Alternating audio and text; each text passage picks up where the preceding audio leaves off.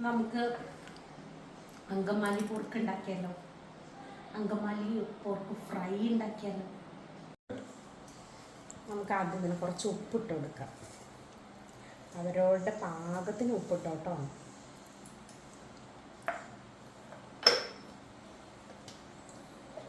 മഞ്ഞൾപ്പൊടി ഇട്ട് കൊടുക്കാം. നിങ്ങൾക്ക് എന്തോരം ആവശ്യം എന്ന് വെച്ചാൽ അതുപോലെ മഞ്ഞൾപ്പൊടി ഇട്ട് കൊടുക്കാം. അതുപോലെ മുളക് പൊടി അങ്ങനെ തന്നെയാണ് കേട്ടോ.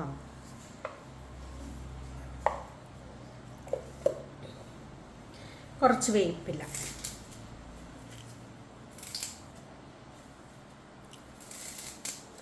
നമുക്ക് ഇതൊന്ന് തിരുമ്മി ഒരു അരമണിക്കൂർ വെച്ചിട്ട് നമുക്ക് വേവിക്കാൻ വെക്കാം കേട്ടോ. ഓക്കെ, ഇത് തിരുമ്മി വെച്ച് നമ്മൾ അരമണിക്കൂർ കഴിഞ്ഞാൽ പോർക്കാട്ടോ നമ്മളൊന്ന് വേവിക്കാൻ വെക്കുകയാണ്. ഇത്രയും നമുക്ക് ചതച്ചെടുക്കാം കേട്ടോ. വേവിച്ച് വെച്ചിരിക്കണ നമ്മുടെ പോർക്ക് നമുക്ക് പാനിൽ കുറച്ച് വെളിച്ചെണ്ണ ഒഴിച്ചു കൊടുക്കാം.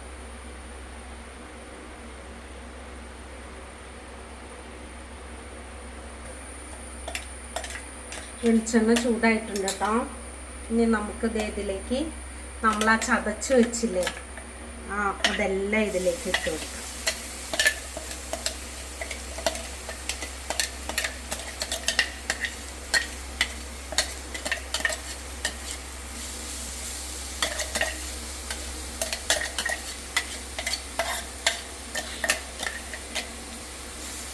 ഒന്ന് മൂത്ത് വരട്ടെ കേട്ടോ, പച്ചമണം പോട്ടെ.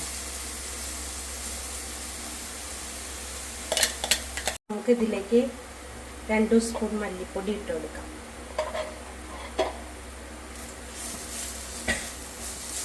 നമുക്ക് ഇത്തിരി കുരുമുളക് ഇട്ട് കൊടുക്കണം. 1 സ്പൂൺ കുരുമുളക് പൊടി ഇട്ട് കൊടുക്കാം. നമുക്കിത്തിരി ഗരം മസാല ഇട്ട് കൊടുക്കാം.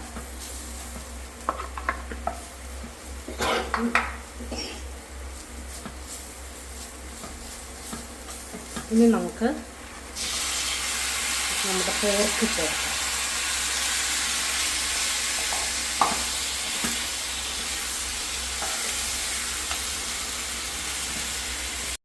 നമുക്കിതെല്ലാം പെരിഞ്ചീരകവും ജീരകവും പൊടിച്ച് നന്നായിട്ട് ചേർത്ത് കൊടുക്കണം.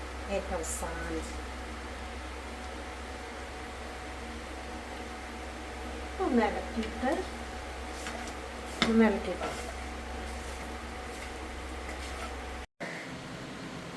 അങ്ങനെ നമ്മുടെ പോർക്ക് റോസ്റ്റ് റെഡിയായി.